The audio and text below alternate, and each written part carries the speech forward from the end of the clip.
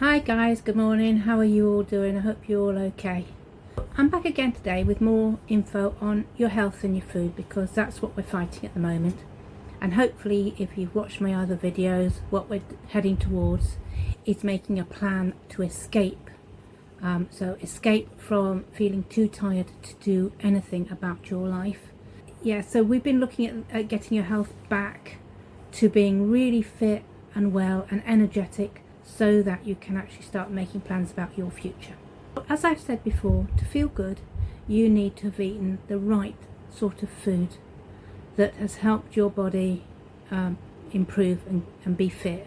Good food, vitamins, minerals, proteins, fats, all of those things. It's kicking out the door the things and the food that's bad for you, such as your sugars, your non-nutritional carbs, all of these things that have made you feel tired, lethargic, but have been so easy to go to because you're tired and lethargic every day because you work so hard and you don't have the energy. Good food, without getting technical, is the food that will nutritionally feed your body.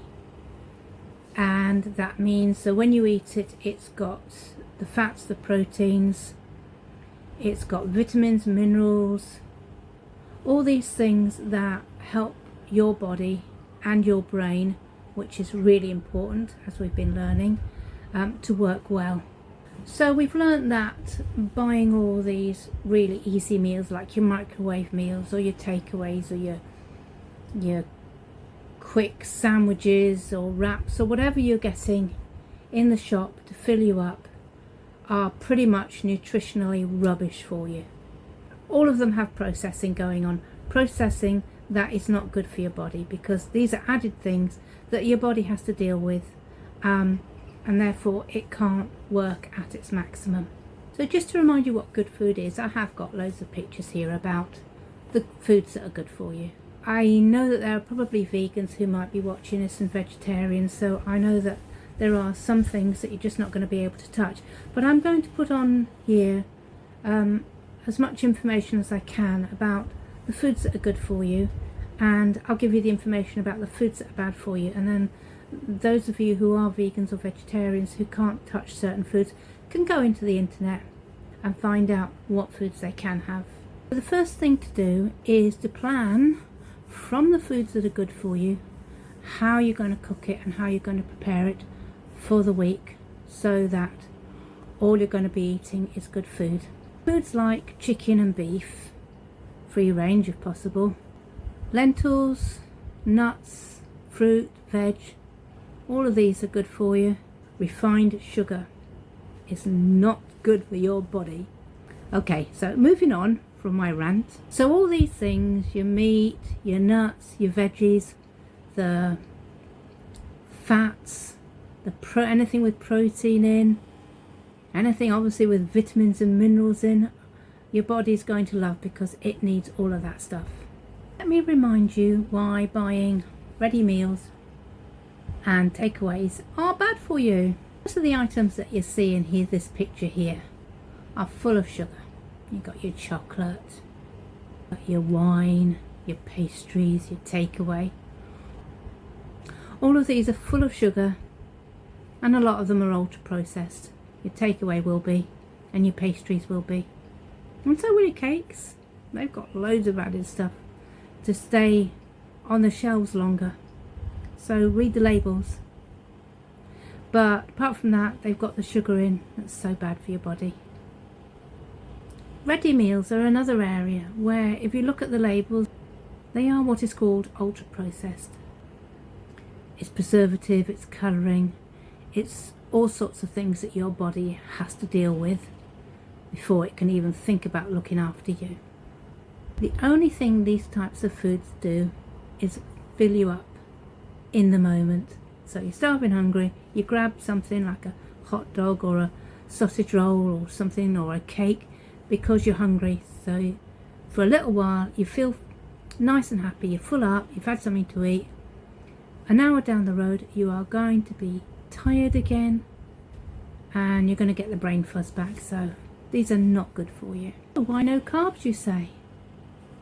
Thought we needed carbs. Well, Your body actually doesn't need carbs. It gets everything it needs from the fats and proteins that you feed it. And most of these carbs will turn into that visceral fat that I keep warning you about, that's making your belly fat. So this visceral fat that you've got from eating all these really bad carbs, it's hanging around in your body. It's affecting your blood sugars, it's affecting your insulin. So that's when you start getting diabetes. It is important to keep those carbs and that sugar away from yourself. If you're hungry, and this is where we really want to be at, if you're hungry, then you need to be able to grab something that's going to be good for you. This is where I'm talking about having the stuff in the fridge that's ready and waiting for you to grab and eat, like your cold chicken or your cold meat that you've cooked. It's got no added preservatives or anything else. You've cooked it yourself. So you've bulk cooked it and you've got it hanging about in the fridge ready to be grabbed and eaten. Same with eggs. They're easy to cook and grab. Boiled eggs, cook 6 at a time. You've got them in the fridge hanging around to grab.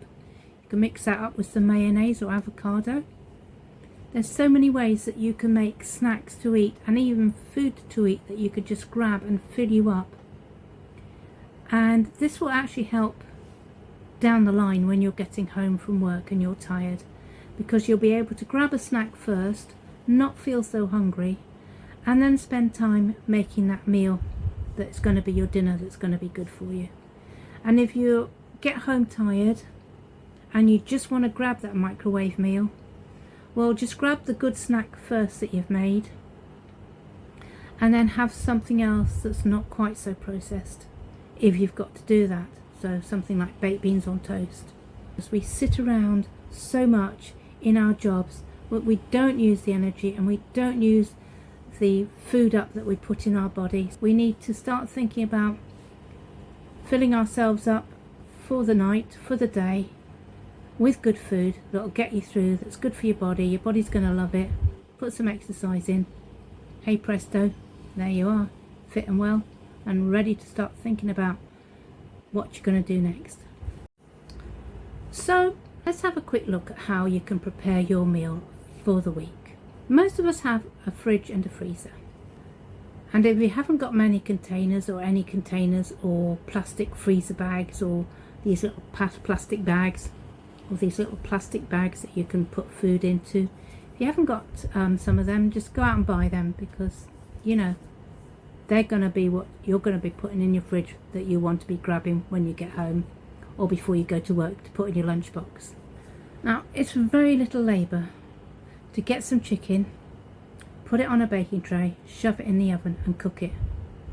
So this guy on here, Josh Cortis, now if you go onto there, he's great at telling you, there's one of his videos, it might be this one that I've got a picture of, but he tells you about all the containers that you need to have available, the baking trays, the things that you need to have around to cook these foods.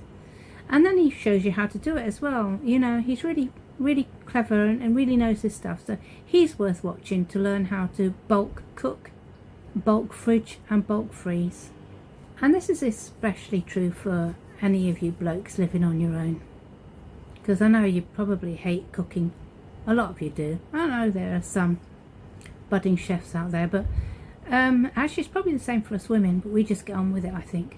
But for anybody who hates coming home and cooking and just wants to shove something in the microwave, try and do this bulk cooking, and then you've got all the good food. Because what we're working on here is we're trying to get you to a fit and healthy state and your brain working really well, so that you can reorganize, resort, redo your life so it's the life you want and not the life you're having to lead, going into work, working all hours, being tired, unable to think about what you need to do or how you need to do it when you get home because you're too tired.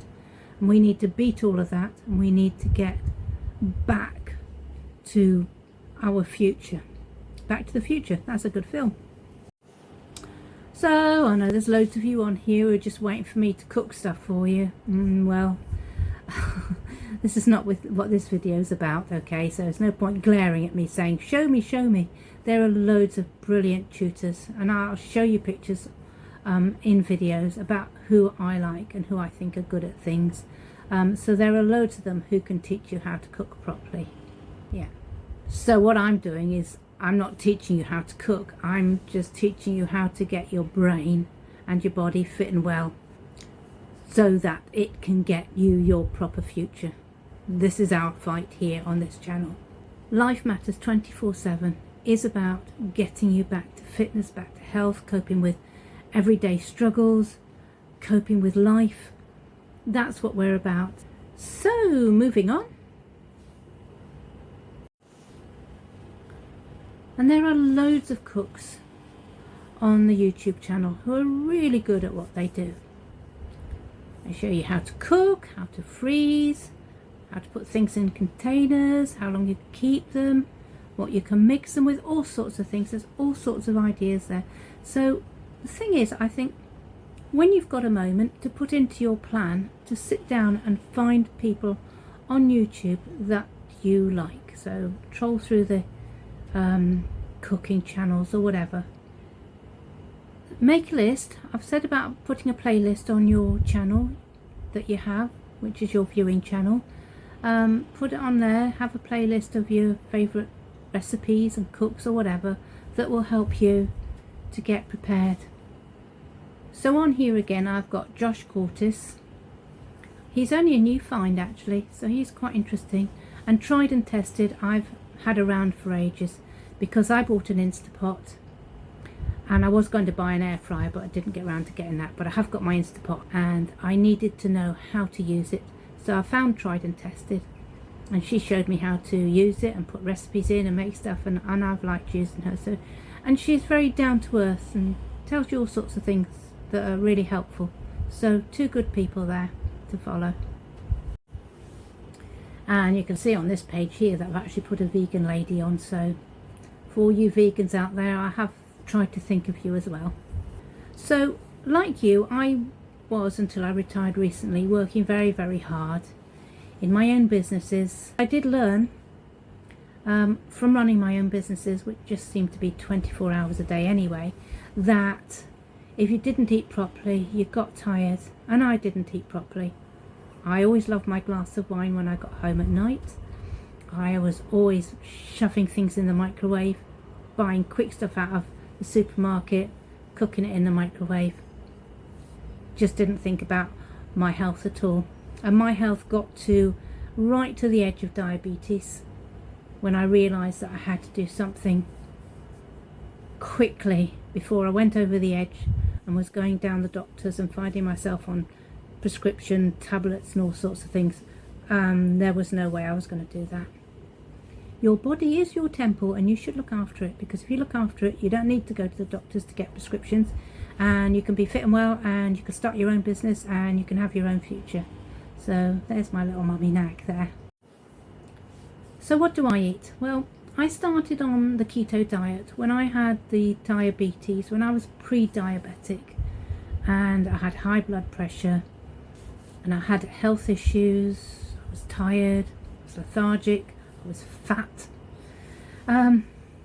So I had a look around. That's when I found Thomas DeLauer and Eric Berg, and this is going back about 8 years now.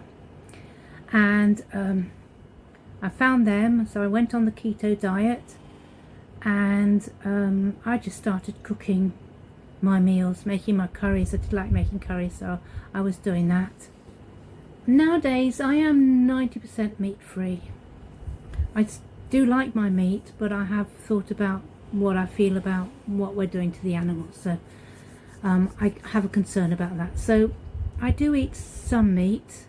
What I buy is always free range, but I have sort of gone mainly over to the veggies, the fats, things like fruits and nuts, avocados, that sort of stuff, all the good stuff. But I've tried to never have anything that is a quick meal that I put in the microwave. I have cut down my food consumption massively. I now do intermittent fasting. That's been on and off for years, but I'm pretty much got into a routine for that, because that is a very hard thing to get into. So come 4 o'clock, I stop eating, and then I don't eat again until 8 o'clock the next morning. So that's 16 hours of not eating and giving my body time to repair itself, have a rest, whatever it needs to do. So, do you like my walking man? One of the things we often forget is when we eat, that food needs to be doing something. So the reason that we eat is to give ourselves energy. It's not particularly to fill your hunger pang, it's to help your body have energy. So we eat so that our body can use that energy to get on with its day. Now, we've always eaten because we're hungry. We've not considered the fact that we need to eat to look after our bodies. We eat because we're hungry, right? But when we're sat in the office all day and we have our break and then we have our lunch and we don't move all day from our office, that's just going to sit around in your belly. And so if you are sat in your office all day, you need to go out and have a little walk to get that food that you've eaten working in your body so it can be used up and it won't just sit on there and become visceral fat. Also, by feeding your body less carbs, it will use the protein and the fats more. It will use them better. You will actually feel fuller for longer as well. So you won't get the hunger pangs come back so quickly if you eat more fats and proteins and less carbs. You know, you'll eat, a bunch of carbs, crisps or chocolate or bread or whatever it is you've put in your lunchbox that's full of carbs. You'll feel full, and then in a little while you'll feel tired and lethargic and brain dead, and it won't have been used up, but because your body just doesn't need carbs. So why fast? Well, when your body's sleeping, it's repairing itself. So it's getting all the stuff that you've put in it through the day, and it's kicking out what it doesn't need, and it's using the stuff that it does need, and it's transporting it around the body, and it's doing all this business. So that's why intermittent fasting is really good. And basically, by not eating and giving it a good few hours to do some work, it will repair itself and get itself ready for the next day. Now, even if you don't do intermittent fasting, if you can not eat at least a good 4 hours, hopefully, before you go to bed, then that will give your body some extra time to do the repairs that it needs. See, I love the thought that it's being left alone to sort itself out through the night. Little machine cogs are whirring about in there, pumping up all the stuff it needs in my brain for the next day. I just love that thought. So that is one of the things that really keeps me fasting as I'm doing, and I'm feeling good every day, each day I get up. So the takeaway from this is to cook your own food, not to buy super processed, not to buy takeaways, not to buy quick meals. To get yourself back to health, you have to have food that doesn't have the additives. Got to read the labels and make sure what you're eating hasn't got a lot of salt or sugar in and other additives that are just not good for your body. You also need to eat far less carbs. You want to get fit and healthy and not feel low, tired and fed up, because you've got a life to live and you need to get on with that.